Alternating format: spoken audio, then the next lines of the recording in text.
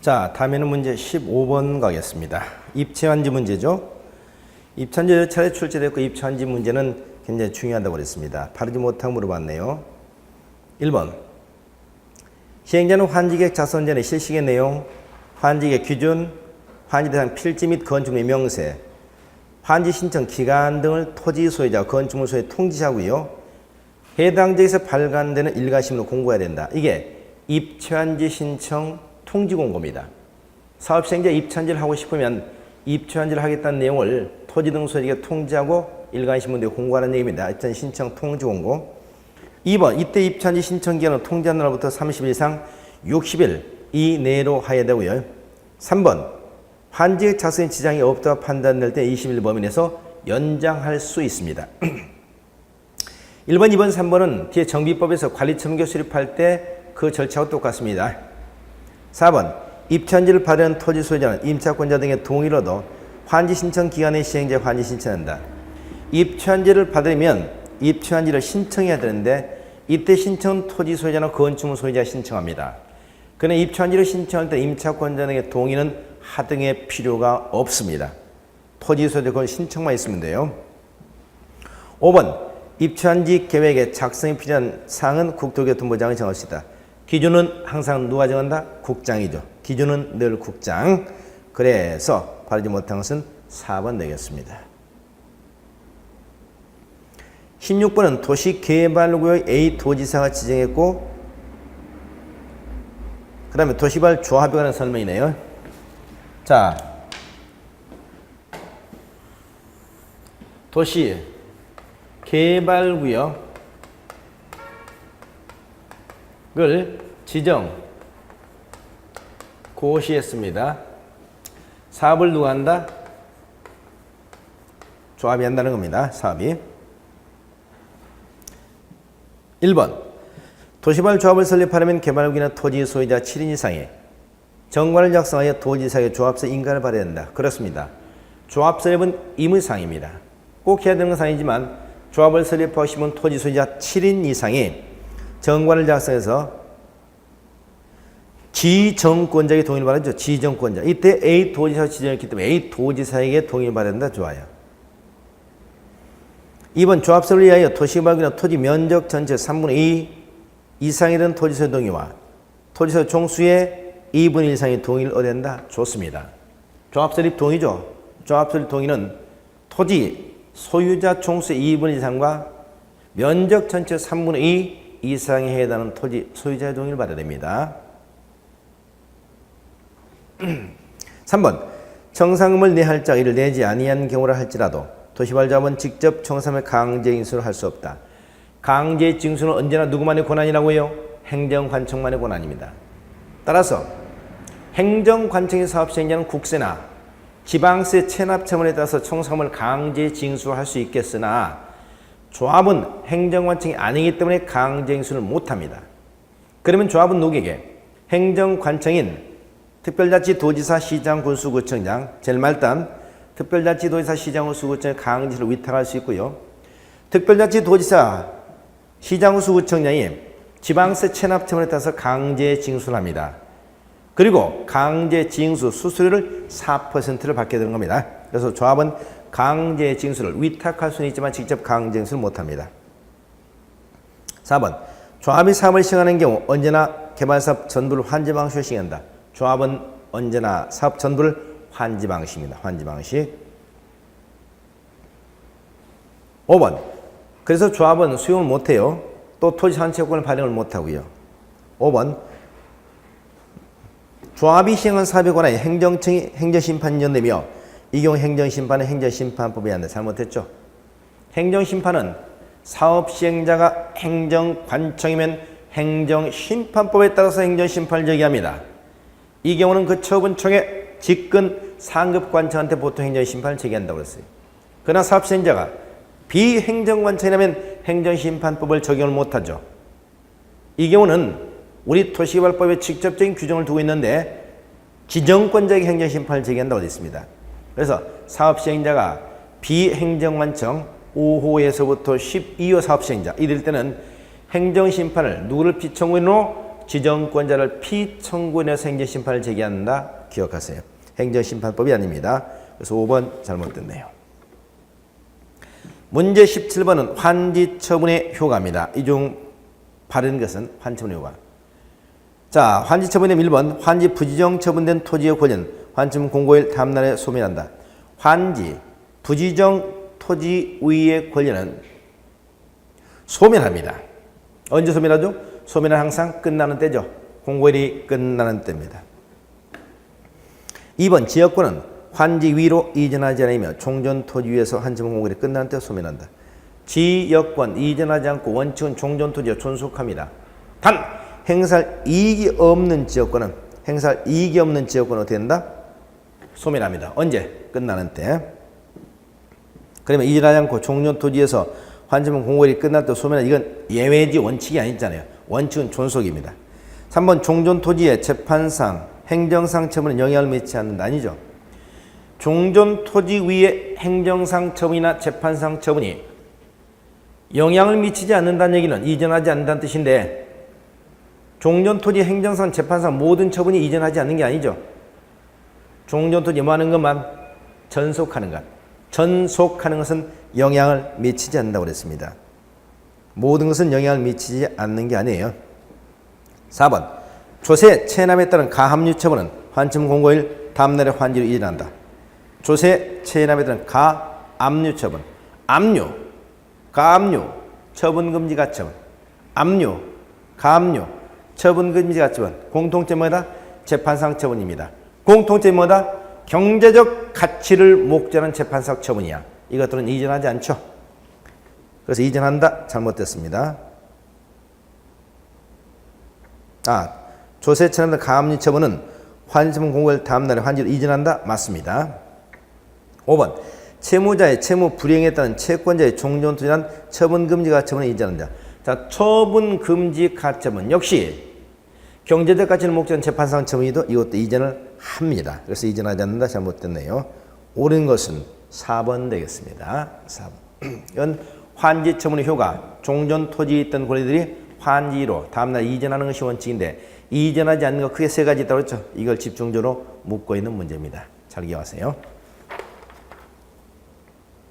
자, 18번 가겠습니다. 도시정비법상 정비사업 조합에 관한 설명 가장 바르지 못한 것. 정비사업 조합과 관련된 문제는 매회 출제되고 있다고 그랬죠. 꼭 한 문제 출제해야 됩니다. 1번 정비사업 조합이죠. 조합을 설립하지 않은 경우는 조합 설립 추진을 구성하여 시장으로서의 승인을 받아야 됩니다. 단 공공지원제도가 시행되는 경우 이를 구성하지 아니할 수 있다. 좋습니다. 자, 조합 설립 추진위원회를 구성하지 않을 수 있는 경우, 설립하지 않을 수 있는 경우가 공공지원제도가 시행되는 경우입니다. 2번 가로주택 정비사업의 경우 추진을 구성하지 아니하며 가로구역 내 토지는 소유자 10분의 8 이상과 토지면적 전체 3분의 2 이상의 토지소유 조합 동의를 받아 시장운수에게 설립인가를 받는다. 좋습니다. 가로주택 정비사업은 추진위원회를 두지 않습니다. 그래서 추진위원회를 두지 않는 사업이 가로주택 정비사업, 추진을 두지 않을 수 있는 사업이 공공지원제도입니다. 3번 재개발사업, 도시환경 정비사업의 추진위원회가 조합을 설립하지 않을 때는 재개발사업과 도시환경 정비사업, 토지는 소유자 얼마 3분의 3 이상 및 면적이 얼마 2분의 1 이상에 해당 토지 소유자 동의로도 시장운수 인가를 받아야 한다. 재개발사업과 도시환경 정비사업, 추진위원회, 토지 등 소유자 4분의 3, 면적 2분의 1 이상에 있는 토지 소유자 동의, 시장운수 인가 좋아요. 4번 재건축사업의 추진과 조합을 설립하자 할 때는 주택단지나 각 동별 구분소유 과반수 동의, 전체 구분소유자 및 면적의 4분의 3 이상에 든 토지소유 동의로도 시장운수 인가 좋죠. 4번 개정됐습니다. 재건축은 각 동의 구분소유자의 과반수로 바뀌었어요. 그래서 세 가지 동의 필요하죠. 각 동의 구분소유자 3분의 2 이상의 동의와 전체 구분소유자의 4분의 3 및 전체 면적의 4분의 3 이상에 해당 토지 소유자 동의입니다. 5번 재건축 정비사업 조합의 조합원은 정비구역 안에 주택 및 부속 토지 소유자를 하며 재건축 정비사업 조합이죠. 정비구역 안에 주택 및 부속 토지 사람이 아니죠. 재건축을 정비구역을 지정했다는 얘기인데 정비구역을 지정했을 때 토지 소유자 누가 됩니까? 정비구역 안에 건축물 및 부속 토지 소유자예요. 건축물 및 부속 토지 소유자. 토지 또는 건축물 소유권이 수인의 공유에 속할 때는 수인을 각각 1인의 조합으로 보는 게 아니고 수인을 대표하는 1인을 조합으로 봅니다. 두 군데 잘못했죠. 정비구역 안에 건축물 및 부속 토지 소유자를 하며 토지 건축물 소유권이 수인의 공유에 속할 때는 수인을 대표하는 1인을 조합원으로 본다. 이렇게 나와야 되겠습니다. 그 정답 5번 되겠네요. 19번 갑니다. 도시정비 사업에 대한 시행과 관련한 시행 인가 절차를 설명하고 있다. 옳지 않은 사업시 인가 절차. 정비법 사업시 인가 절차. 이건 지난주 문제에서 나왔었죠. 지난주에서도. 1번 시장호수는 사업시행자는 사업시행계에서 정관 등 서류를 첨부해 시장호수 인가를 받아야 되죠. 사업시행계에서 정관 등 시장호수 인가. 2번 시장호수는 사업시 인가를 하고자 하는 경우 건폐율, 용적률, 청수 등에 관해서 건축인의 심의를 거쳐야 한다. 잘못됐네요. 건축위원회의 심의를 거치는 경우는 어떤 경우만? 정비구역 외에서 시행하는 재건축 사업만 그랬다 그랬죠. 정비구역 외에서 시행하는 재건축 사업. 그게 빠졌죠. 3번 사업시행자, 단 시장수 주택공사가 시행자일 땐 제외 사업시 인가를 신청하기 전에 사업시행 동의를 한다. 자, 사업시행자는 사업시행 동의를 받아야 되는데 단 시장수 주택공사 등일 때는 사업시행 동의를 받지 않는다는 뜻입니다. 좋아요. 4번 시장수는 도시환경정비사업 사업시 인가를 하고자 하는 경우 당해 정비사업의 사업시행자가 지정개발자일 때 도시환경정비사업 지정개발자 사업비 20% 범위 내에서 시도 조례가 되는 금액을 예측하게 할 수 있다. 사업비 예치죠. 도시환경정비사업의 특징은 미분양이 우려된다고 했습니다. 건축물이기 때문에 그걸 막기 위해서 사업시행자 특히 지정개발자일 때는 반드시 20% 범위에서 시도 조례가 되는 금액을 예측하게 하고 인가할 수 있다. 기억하세요. 5번 시장군수는 사업시 인가를 하고자 하거나 사업시행계획을 작성하고자 할 때는 관계소재 사본을 14일 이상 일반에게 공람하게 된다. 그렇죠. 사업시행계획 공람은 14일 이상, 관리처분계획 공람은 30일 이상이라고 그랬죠. 좋아요. 그래서 여러분이 사업시 인가할 때 14일 이상 공람시킨다는 것은 공통점이고요. 건축인의 심의를 거치는 경우는 어떤 경우만? 정비구역 외에서 시행하는 재건축 사업일 때만. 두 번째, 협의하는 경우가 있었죠. 교육감, 교육장과 어떤 경우? 정비구역 내 200m 이내 교육시설이 있을 때 협의죠. 그 다음 사업비 예치, 도시환경정비사업 지정개발자일 때 20% 이렇게 하시면 되겠습니다. 그래서 틀린 것은 2번 정비구역 외에서 시행하는 재건축이라는 얘기가 빠졌기 때문에 틀린 거네요. 자, 20번 갑니다. 정비사업에 관한 설명으로 바르지 못함으로 봤네요.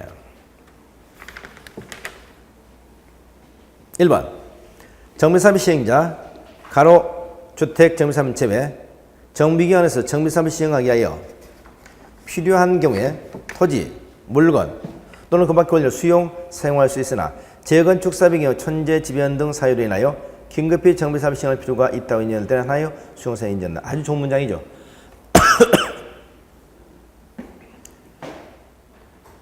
정비사업 시행자는 여기서 토지 등의 수용과 사용이 가능하다는 점입니다. 정비사업을 시행하는 과정에서. 그런데 여기서 중요한 점, 주거환경, 가로주택 정비사업은 수용권을 인정을 안 해요.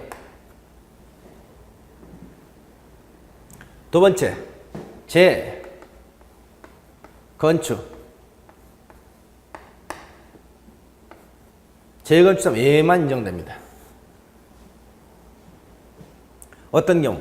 재건축은 천재, 지변 등 긴급한 사유가 있는 경우. 천재, 지변 등 긴급한 사유. 그래서 재건축은 말이죠. 조합은 절대 안 됩니다. 조합인 사업 시에는 타인도 수익 못 돼요. 왜? 기반 시설도 양호한적이고 또 있는 집안이기 때문에. 그 대신 재건축이 천재, 지변 등 긴급한 사유가 있으면 시장호수 등의 사업을 시행할 수 있거든요. 이 경우만 수용할 수 있다는 겁니다. 반드시 정비사업 시행자 이 두 가지 언급해 주셔야 됩니다. 가로주택 정비사업의 경우는 토지소를 인정하지 않는다. 재건축사업은 천재, 지변 등 긴급한 사유가 있는 경우 하나입니다. 1번 아주 좋아요. 2번 사업 시행 전 주택 재건축 사업을 시행함에 있어서 재건축이네요. 조합설이 동의하지 아니한 자의 토지, 건축물에 대하여 집합 건물법 규정에 의하여 매도 청구할 수 있다. 그렇죠. 정비법상 재건축 사업하고 말이죠. 재건축 사업하고 가로주택 정비사업 이 두 개 사업. 재건축 사업과 가로주택 정비사업은 공통점으로 조합 설립에 동의 한 자만 조합원 되잖아요. 동의 한 자만. 이걸 우리는 뭐라고 하냐? 선택조합원 조합이에요. 선택조합원 제도.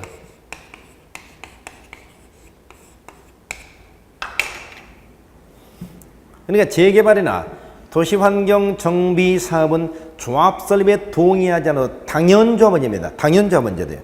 근데 재건축하고 가로주택 정비사업은 동의 한 사람만 조합원 돼요. 선택조합입니다. 따라서 동의하지 않으면은 그 동의하지 않은 주택이나 토지를 매수해서 사업을 시행해야 될 텐데 이 경우에 지나친 금액을 요구한 경우 뭐가 가능하다? 매도 청구가 가능하다는 겁니다. 매도 청구가 가능하다.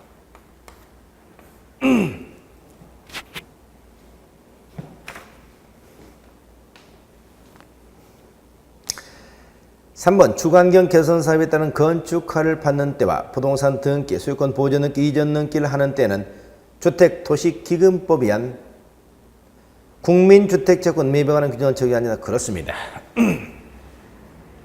여러분 주관경 개선 사업은 극빈층이라고 그랬죠?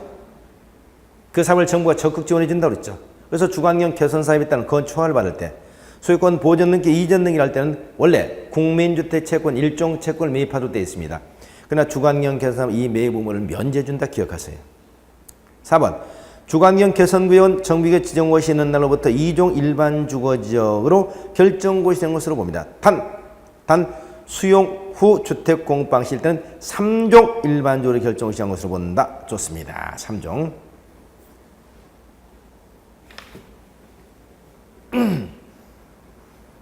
5번 조합설이 인가할 이후에 체결된 지상권, 전세권 설정 계약 또는 임대차 계약 계약은 민법 등 규정을 적용하지 않는다. 자, 이건 존속 기관에 관한 규정을 적용하지 않겠다는 것인데 이건 조합설 인가 이유가 아니고 관리처분계획 인가고시 후에 체결되는 계약이 그렇습니다. 관리처분계획 인가고시에 체결되는 계약. 그래서 틀린 것은 5번 되겠네요.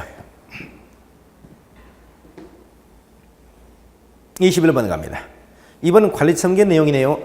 가장 적절치 못한 것은 관리처분계 내용. 관리처분계 내용은 크게 우리가 몇 가지, 6가지 정도만 기억하시면 된다고 했습니다. 첫째, 분양설계. 분양설계를 언제 기준으로? 분양신청의 종료일 기준. 두 번째, 분양대상자. 누가 분양받느냐? 세 번째, 분양가. 네 번째, 종전가. 종전가는 언제 기준으로? 사업시 인가오실 기준입니다. 단 사업시 인가 전에 건축물이 철거된 경우는 철거 허가 받는 날 기준 이렇게 나와야 되죠. 다섯 번째 사업비, 조합 내 부담규모 부담 시비. 여섯 번째 기타 권리 명세입니다. 첫째 설계, 두 번째 분양 대상자, 세 번째 분양가, 네 번째 종전가, 다섯 번째 사업비, 여섯 번째 기타 권리 명세. 적절지문 1번 분양설계, 분양신청연 종료일 기준 좋아요. 2번 분양대상자 주소 소명 좋습니다. 3번 분양대상자 분양 예정인 대지나 건축물 추산액 좋아요. 4번 분양대상자별 종전토지나 건축물 명세 및 관리처분계 인가오시를 기준하는 경 분양대상자별 종전토지나 건축물의 명세 및 관리처분계 인가오시를 기준이 아니고 사업시행 인가오실이죠. 사업시행 인가오실. 그리고 사업시 인가 전에 철거 등 철거 허가받는 날 기준이 이렇게 나왔어야 됩니다. 5번 분양 대상지 종전토지나 건축물에 관한 소유권 이외의 권리 명생. 그래서 적절치 못해서 몇 번? 4번 되겠습니다. 4번.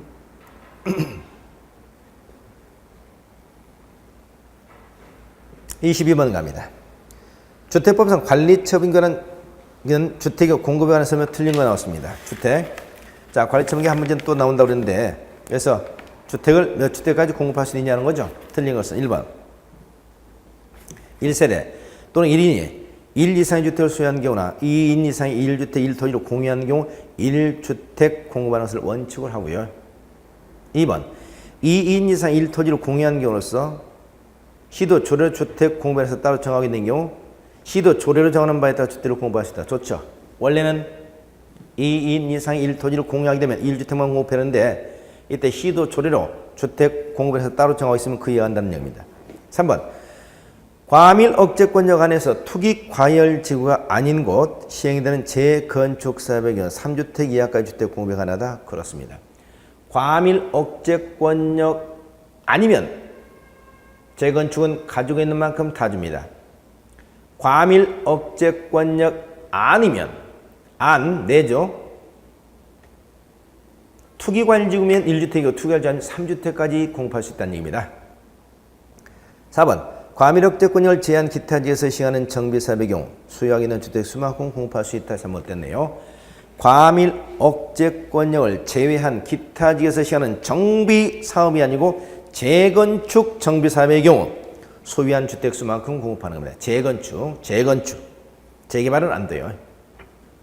5번 근로자 숙소 기숙사 용도는 이건 재개발 사업이라도 소유한 주택 수만큼 다 공급하죠. 좋습니다. 그래서 틀린 것은 몇 번? 4번 되겠네요. 그래서 주택 공급은 원칙은 1주택이에요.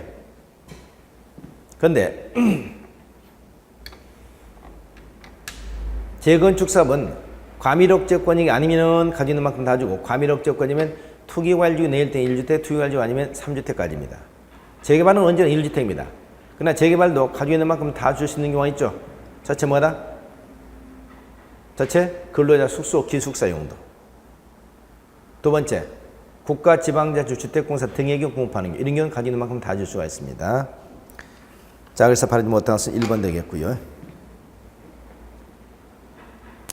23번은 도시정비법상 재건축 사업 등의 용적률 완화와 소형주택 건설 의무에 관한 설명으로 가장 바르지 못한 것은 용적률과 소형주택 건설 의무. 이건 재건축 사업 등의 용적률을 높여주고 일정 비율을 소형주택 60주택 이하의 소형주택을 건설해서 전세나 임대주택으로 활용하도록 하자 이거였습니다. 1번 수도권 정비계획법에는 과밀 억제권에서 시행하는 주택 재건축 사업과 주거 환경 개선 사업의 경우 사업 시행에 의한 정비계획으로 정해진 용적률도 불구하고 지방도시의 심의를 거쳐 국토계획법에 따른 법적 상한 용률까지 건축할 수 있다. 아니죠. 재건축 사업과 재개발 사업입니다. 주거환경 개선 사업이 아니에요. 2번 시도 조례를 정하는 지역에서 시행하는 재건축 사업과 재개발 사업의 경우도 용적 완화 규정이 적용이 됩니다. 시도 조례. 3번 사업 시행에는 법적 상한 용적률에서 정비 계획이 정한 용적률을 뺀 용적률의 일정 비율. 그 시도 조례 정하죠. 일정 비율에 해당하는 면적에 전용 면적 60제곱미터의 소형주택을 건설해야 되며 이 소형주택은 일정 기간 전매가 금지된다.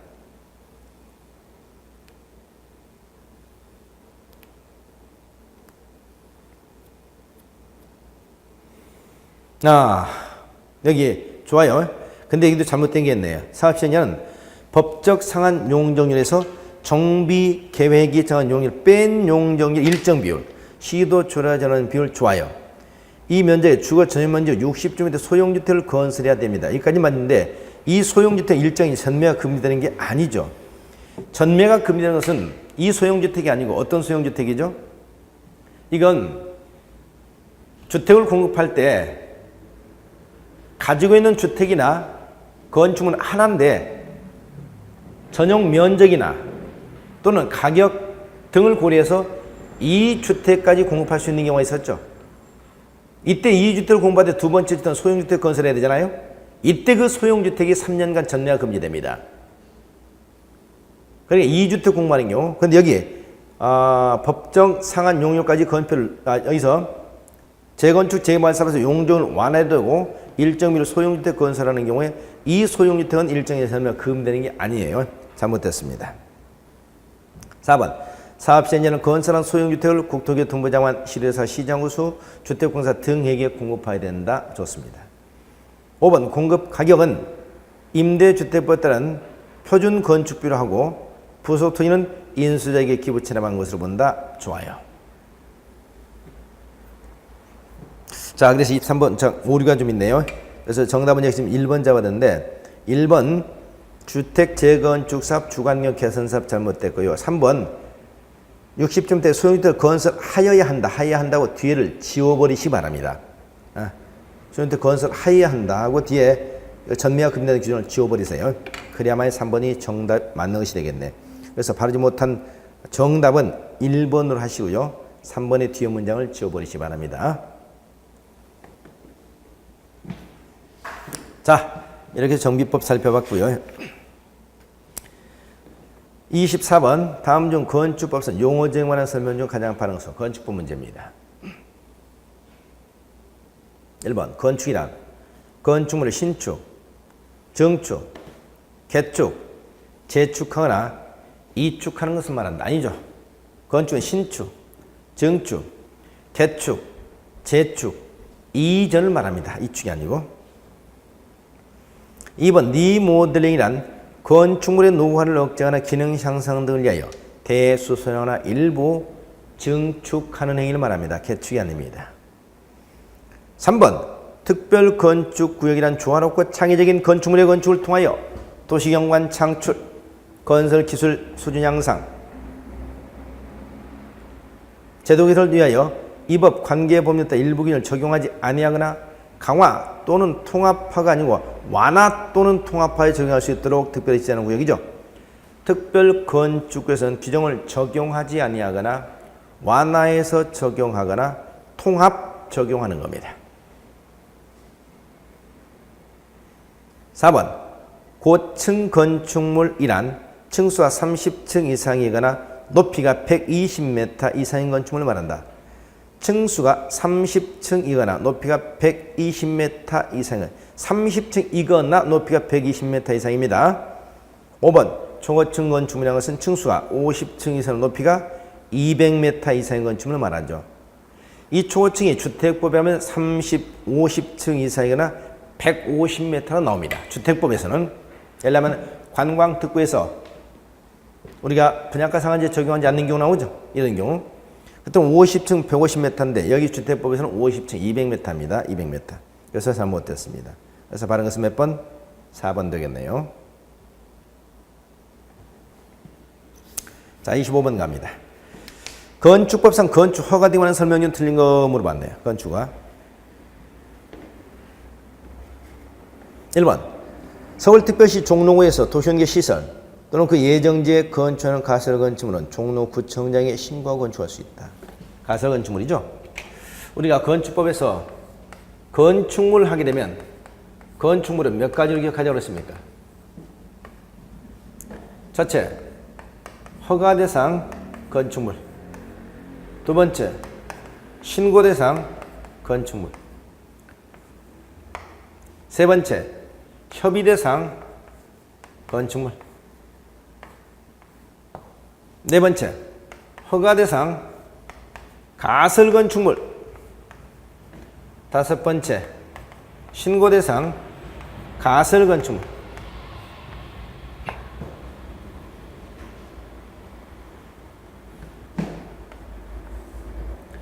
허가 대상 건축물, 신고 대상 건축물, 협의 대상 건축물. 이걸 우리는 공용 건축물이라고 그랬죠? 공용 건축물. 가설 건축은 두 가지가 있습니다. 허가상 가설 건축, 신고상 가설 건축. 허가상 가설 건축이 뭐냐? 바로 도시 군계획, 도시 군계획, 시설 부지를 말하는 거죠. 학교라든가 공원이라든가 이런 도시공계 시설을 설치하도록 결정된 경우 그 시설 부지에서는 건축물 원칙 금지되잖아요. 그런데 시설 부지가 결정되고 2년이 넘도록 사업에 착수하지 않고 있는 경우 이때 허가를 받아서 가설 건축물을 건축할 수 있다고 했습니다. 이 가설 건축물이 허가대상 가설 건축물이에요. 이 허가대상 가설 건축물은 어떻게 건축해야 되냐? 이건 공사가 시작되기 시작하면 사업시행 3개월 전까지 보호사업시 철거해야 되는 것이니까 첫째, 철근 콘크리트나 철골 철근 콘크리트 중 아니어야 된다. 즉 목조로 건축해야 된다. 목조니까 3층 이하로 건축해야 되고요. 기간은 존치기한 3년 이내고요. 분양 목적이 아니어야 되죠. 간선시설 설치해달라고 하기 없기가 있습니다. 철근 콘크리트, 철골 철근 콘크리트 아니어야 된다. 층수는 3층 해야 된다. 존치기한은 3년 이내. 분양 목적이 아니어야 된다. 간선시설 설치를 요하지 않는다 이겁니다.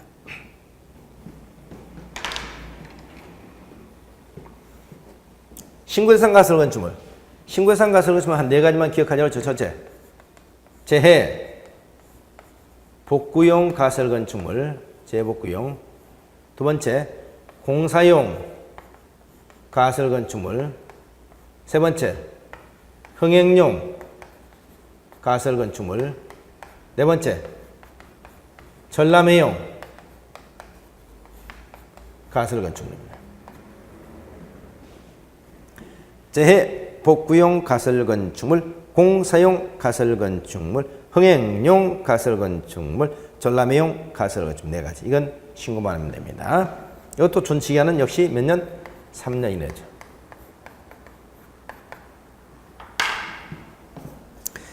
그러면 서울특별시 종로구에서 도시경제 시설, 도시경제 시설 부지 내에서 가설 건축물이죠.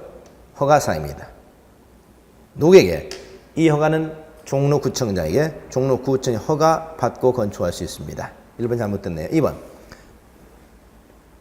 층수가 30층인 연면 잡기가 8만 제곱미터인 판매시설, 경기도 구리시에서 건축하자는 경우 구리시장에 건축을 받아야 된다. 층수가 21층 이상이거나 연면적 합계가 10만 제곱미터 이상인 건축물을 우리는 대형 건축물이라고 그러죠. 대형 건축물을 특별시 광역시에서 건축할 때는 특별시 광역시장에 직접 허가를 받아요. 구청장이 아니고.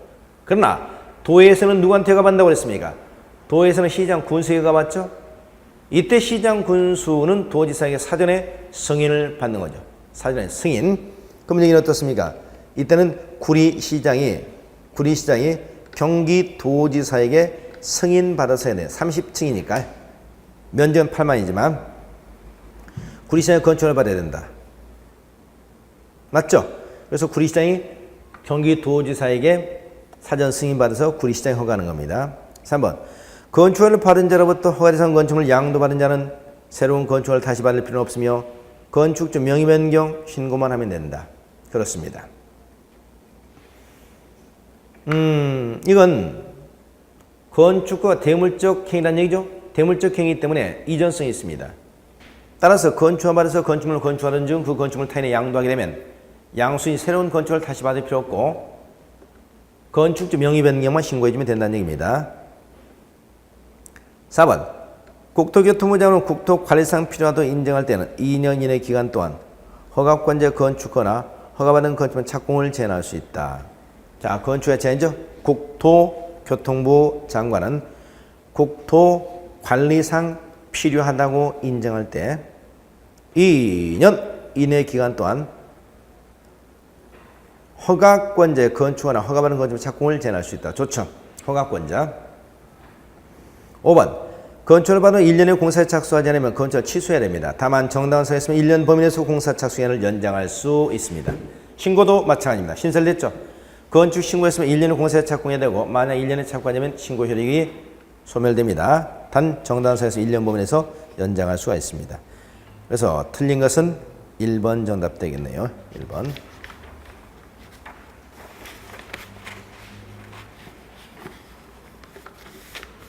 26번 용도 변경입니다. 옳지 않은 것은 1번 사용 승인을 얻은 건축 용도 변경하고자 하는 경우는 특별자치시장, 특별자치도지사, 시장구 수청의 허가 또는 신고. 자, 좋아요. 용도 변경 허가 또는 신고사항입니다. 근데 허가 신고를 누구한테 한다? 그냥 허가권자 그러면 안 되고 원칙적 허가권자죠. 특별자치 시장, 특별자치도지사, 시장구청장입니다. 2번 동일한 시설군에 해당하는 건축 용도를 변경하는 경우는 허가나 신고를 요하지 않는다. 동일한 시설군에 해당하는 건축 용도를 변경할 때는 허가, 신고를 요하지 않죠. 다만 건축물대장 기사상 변경 신청을 하느냐 안 하느냐 이것만 문제가 됩니다.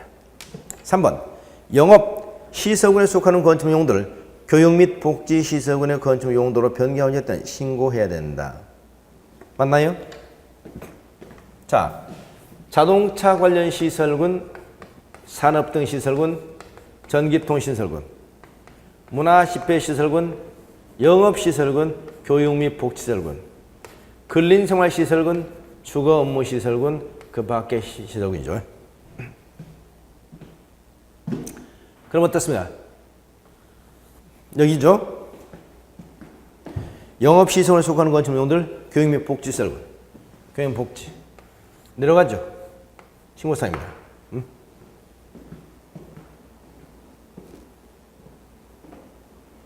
좋아요.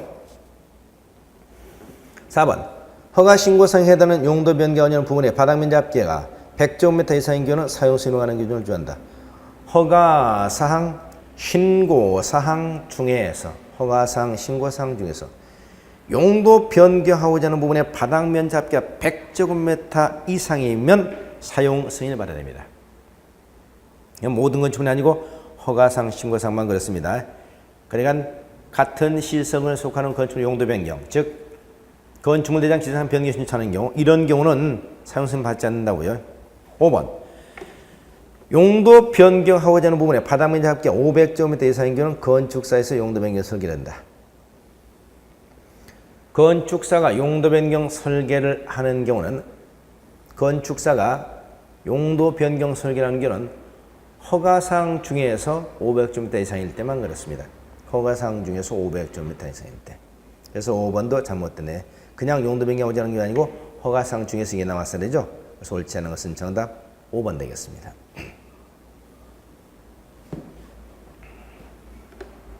자, 27번 갑니다.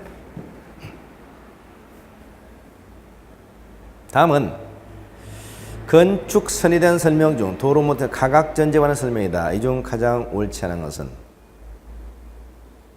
도로 모텔 가각전제, 도로 모텔 가각전제. 자, 이런 경우가 되겠네요.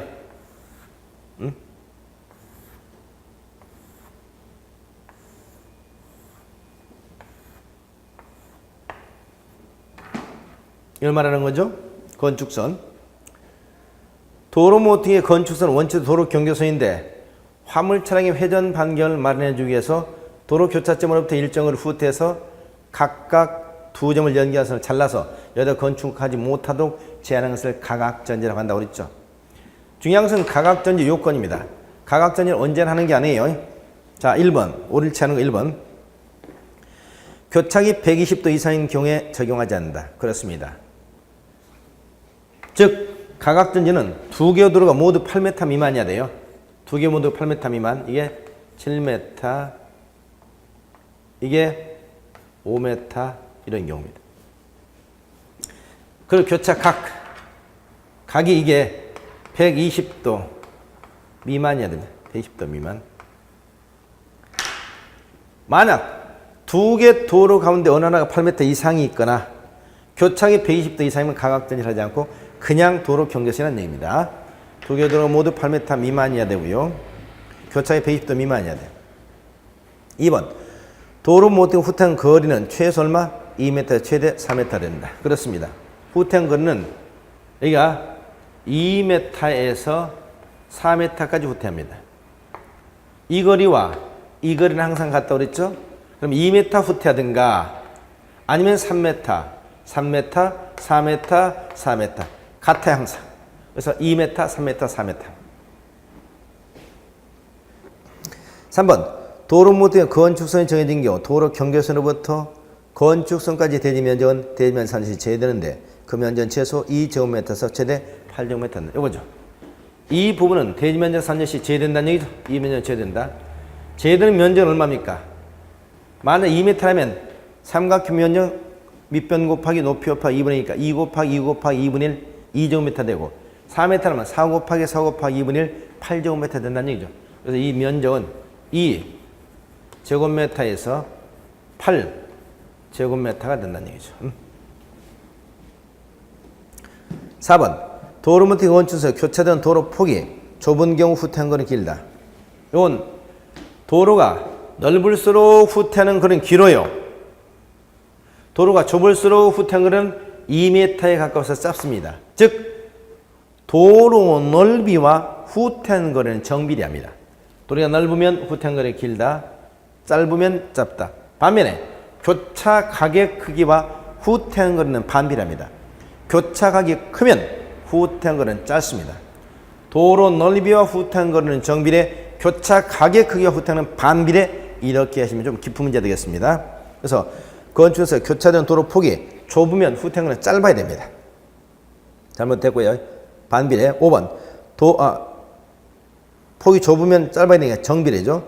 도로모틱은 교차가 큰 경우 후퇴한 거리는 짧다. 반비례 좋습니다. 그래서 4번은 정비례, 5번은 반비례. 옳지 않은 것은 정답 4번 되겠네. 문제 28번. 공개, 공지, 공개, 공간 설치하는 설명문 틀린 거 물어봤어. 공개, 공지, 공개, 공간. 공개, 공지, 공개, 공간 어떻습니까? 이건 항상 뭐라고 써요?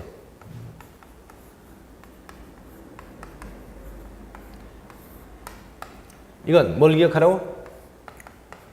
시식 공간을 기억하라고 그랬죠? 시식 공간. 이건 어디에서? 사람들이 많이 모이는 지역에서 사람들이 많이 모이는 건축물이라고 했습니다. 그래서 지역은 어디? 주거지역인데 전용 주거지 빼고 일반 주거지역하고 준 주거지역. 그다음 어디? 사람 보면 상업지역. 그리고 공업지에서 준 공업지역이죠. 여기서 사람들이 많이 모이는 건축물이죠. 다중 이용 건축물입니다. 다중 이용 건축물.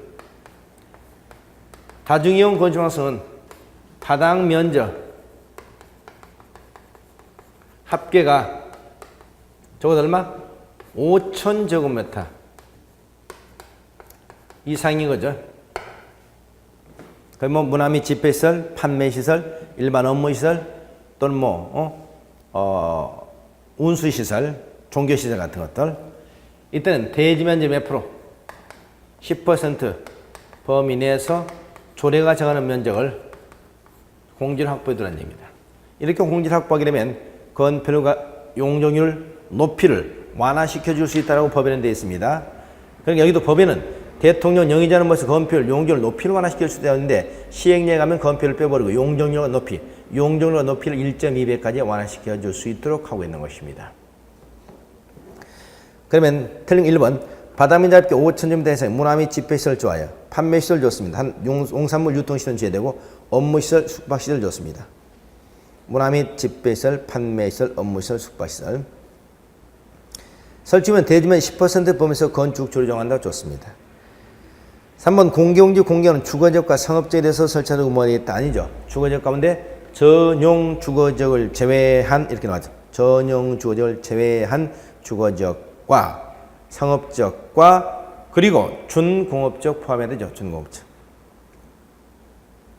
4번 공개, 공지, 공개, 공간은 기노자, 파고라 등 공정이 이용할 수 있는 시설로서 건축 조례 정하는 시설을 설치하며 공개공지는 필로티 구조로 설치할 수 있다고 좋습니다. 기인의자 파고라 그리고 필로티 구조. 5번 건축물에 공개공지를 설치하는 경우 해당 지역에 적용되는 용적률과 해당 지역에 적용되는 높이의 1.2배 이하 범위에서 완화에 적용하시다. 용적률과 높이를 1.2배 완화 좋죠.